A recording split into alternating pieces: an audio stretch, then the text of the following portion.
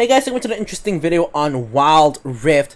So they're back with the patch 2.5a review, and I'm way late to the party on this one because I have activities planned for the whole day, and I didn't manage to record the video at all until now. Now it's like late in the night, so I just come back from like my whole day's worth of activities, so it's gonna be a little bit late for this one, but it's still within the 24 hours that I promised as usual for the patch notes. So far we have made good on that promise, so really good for in terms of that. But let's jump straight into it. So this patch is almost exclusively nerfs, as you guys will see, but it's really exciting because first up we got the two new champions, Caitlyn and Jace. So I've been looking forward to Caitlyn, of course, because she is an AD carry that I really wanted to come to Wild Rift for very long. And with that, all of the three AD carries I wanted in Wild Rift are all here. I wanted Jhin, who was there originally, Lucian, and Caitlyn. And Lucian was added not too long ago, and finally we have Caitlyn. So I'm really happy about that. It's going to be released on November 9th. So that is roughly in line with the first 3 episodes of Arcane's release on Netflix. So, of course, Caitlyn and Jace are two of the characters who are going to be in that series. So it kind of makes sense to tie up together. We have 3 Halloween skins at the time of recording, releasing in a few hours. By the time the video goes up, might have already been released, or maybe just a couple more hours to its release. And when Caitlyn and Jace release, they of course launch with a skin. Here is something pretty interesting. So here we have like a couple of question marks. So apparently we have a mystery event on November 7th, and this is probably a Halloween event. So it's probably, I'm gonna be guessing like, okay, actually don't have to guess, it's 2 emotes and a icon, so probably the event will allow you to earn like maybe 1 emote and 1 icon, maybe 1 emote is paid, maybe all are free, never really know. And the interesting thing is that 2 days later, we actually have a Hextech heist event where Jace's pocket watch has been stolen, so interesting storyline, I guess, but it's only 2 days later, so I guess the 2 events will overlap, most likely. Yeah, so we rarely actually have overlapping events in Wild Rift. Sometimes like the end of an event and the start of an event overlaps, but generally you don't have entire events overlapping. So unless it's like a 2-day event or like a 4-day event, which I highly doubt. If not, it's gonna be a pretty huge overlap, I think. Although this Halloween one could be one of those mini ones, like the Ash event. That the original one was a Ash event, but it's the one where you basically complete very easy tasks, and at the end you get an icon. That might be the Halloween event, if I had to guess. So now we get into the champion changes, and this patch is honestly very impactful in terms of champion changes. Like some patches, like for example 2.5, they have a ton of champion changes, but they don't really hit the champions that are very meta, and I feel that this one actually really does. So we're gonna get straight into it. So first up, Akshan. They think that Akshan is a little bit too strong. I tend to agree, because people who one trick or main Akshan and those who are really good at him can make him feel really broken, because if you've ever been hit by Akshan's E especially, it can bring you from like full health to like less than a quarter health left, even in the early game. Like if you know how to play Akshan properly and you use his swing properly, his damage is insane. Although there are not too many good Akshan players out there, if you encounter one, you know it. So they have nerfed his ultimate, which honestly I don't think is really gonna do anything.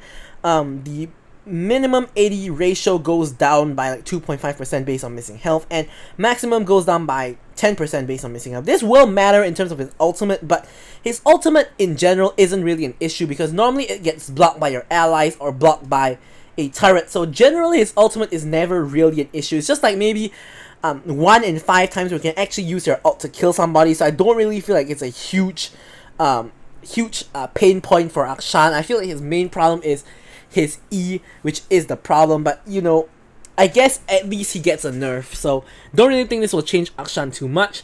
Darius, his healing is getting nerfed on his Q, where instead of 15 to 45% based on how many champions you hit, of course if you hit 1, it's 15%, you hit like, I think it's like 3 or 4, it's 45%, but regardless, it's going down by quite a significant amount. But honestly, in terms of laning, it doesn't really matter because it's only going to hit one enemy anyway. It goes down from 15 to 12. So in terms of laning, it doesn't affect his laning power. It only affects his like late game team fights, if you really think about it. And his team fighting is not the best anyway, unless you can get resets, of course, where then he becomes a monster. So I don't really think it's gonna affect him too much as well. But Darius is definitely a very popular top laner that I do think, I don't know if he deserves a nerf. I think he's in an alright spot, but I can see why they nerf him. So that's all I'll say about that.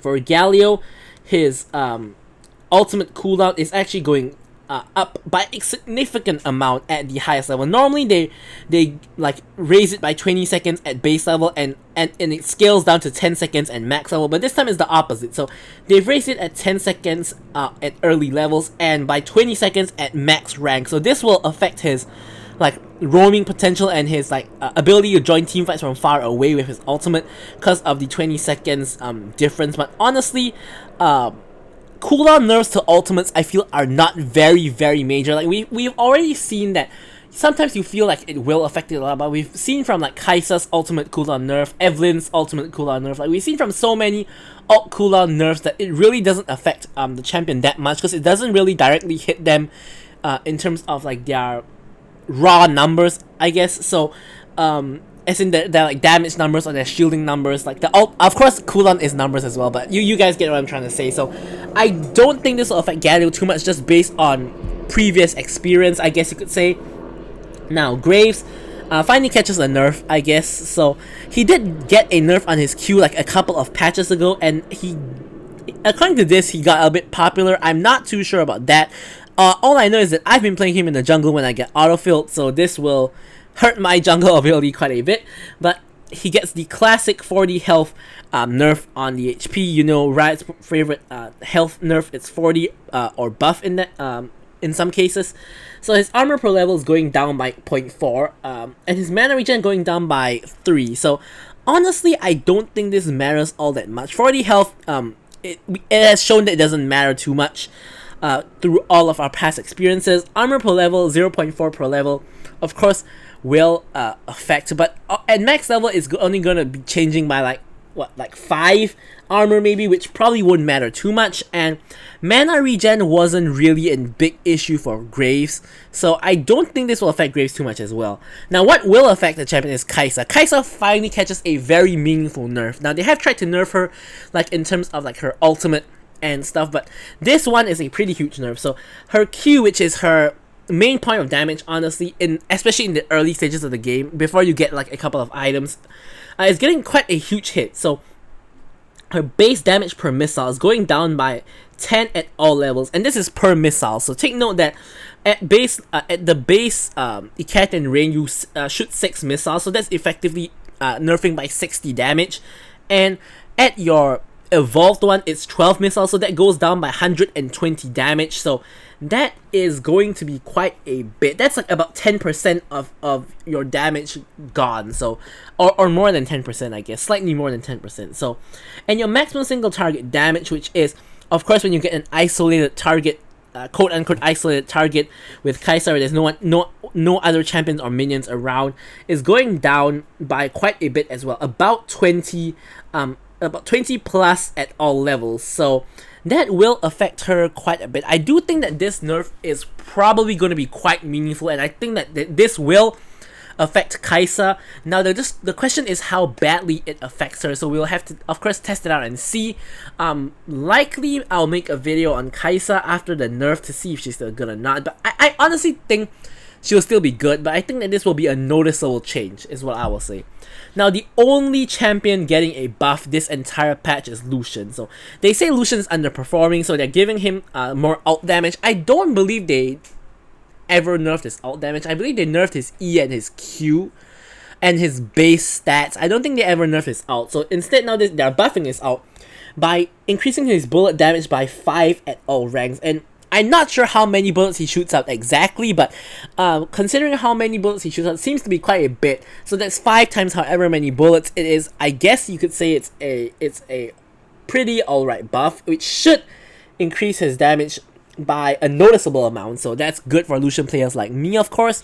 And Nami, finally gets a nerf. It seems like they take many patches to actually nerf supports. Like last time when Janna and like Braum and like Alistar was good. Like Alistar stayed good for so many patches before they nerfed him. Same goes for Janna and same goes for Braum. And Nami finally gets the nerf hammer down on her, where you know she has been really good, but it's only an alt cooldown nerf, and we all know that, as I discussed in Galio, alt cooldown nerfs aren't really that serious. It probably won't affect it too much, but as we've seen like from the Evelyn example especially, and like the Kaisa example, and there have been a lot of other examples, the nerfs always begin with the cooldown on their ult first, then it'll probably hit something like the passive, and then probably like one of the abilities. It normally goes a little bit by little bit, and it starts with the alt cooldown. So Nami probably gonna get nerfed in the next couple of patches as well if her stats like doesn't change. So Tryndamere is getting a nerf, which we all knew that this was coming because his attack speed from attacking enemy champions that he got from patch 2.5 is insane. So it's going down by like 5% at the earlier ranks, and at the higher ranks it goes down by like 15%. But honestly, at like low ranks, 5% isn't really that meaningful, and considering that he didn't have like any attack speed gained at all, like let's say less than a month ago, technically you're still getting a bonus 45 if you want to see it in that way. And at max rank you're still getting 60% instead of nothing, and at max rank anyways you would have like by the time you get to like your max level you would have already like nearly full build, like maybe 5 items. So really this doesn't really matter. You should already have enough attack speed to destroy people anyway, so I don't really think this nerf is gonna affect him too much in all honesty. Like really I don't think this is gonna affect Tryndamere too much. I still think he's gonna be really good. Now we have quite a bit of item changes. First up we have Black Cleaver going up, its attack damage going up by 5. Of course, good for Black Cleaver users, like especially fighters like Riven, for example, will help them out quite a bit. The Last Whisper and its items is getting a lot of changes. So the Last Whisper itself is good. Its base armor penetration from 15% is going down to 10%. And now for both the Maul Reminder and the Serelda's Grudge, instead of having 30% armor penetration at all levels, it is going to go from 16% and scales up to 30% based on your champion level. So only when you reach the maximum level, then you will get the 30%. So honestly, how much does this change affect you know, these items? Personally, from where I'm coming from, I don't think it's gonna matter. Not saying I don't think it's gonna matter, but I don't think it's gonna affect me personally too much, because I only built like Model Reminder and Serelda's Grudge as my second last item, or last item in some cases, and by that time I'm gonna be nearly max level. I normally build it when I reach like maybe level 13, level 14, so I'm gonna be nearly there, but it is gonna affect assassins like Kha'Zix and Zed, who like to build Serelda's Grudge as their second item for the utility of the slows, to just for the slows, and also they get the 30% armor penetration. They're no longer going to be able to get that if they build it second, so we're going to have to see their builds change.